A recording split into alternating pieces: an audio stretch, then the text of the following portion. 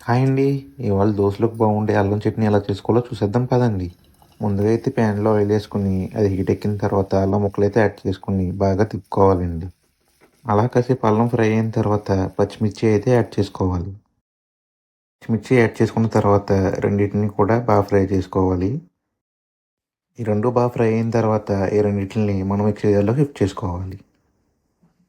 అలా షిఫ్ట్ చేసిన తర్వాత మీకు తగినంత ఉప్పు, అలాగే చింతపండు, చిన్న బెల్లం ముక్క కూడా యాడ్ చేసుకోండి.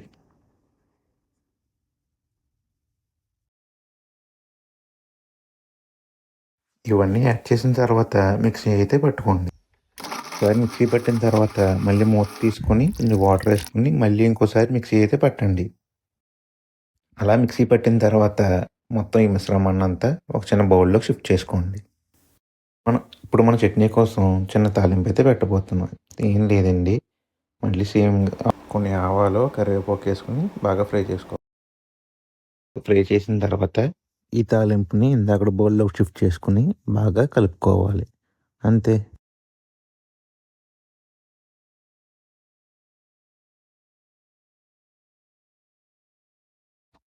ఈ తాలింపుని, చట్నీని రెండు బాగా కలుపుకోవాలి. అంతే, మన దోశలో బాగుండే అల్లం చట్నీ అయితే రెడీ. దోశలోకే కాదండోయ్, అట్లో కూడా చాలా బాగుంది. అలా ఒక ముక్క తీసుకొని చట్నీలో ముంచుకొని తింటే అబ్బా! ఇట్లు మన కోనసీమ.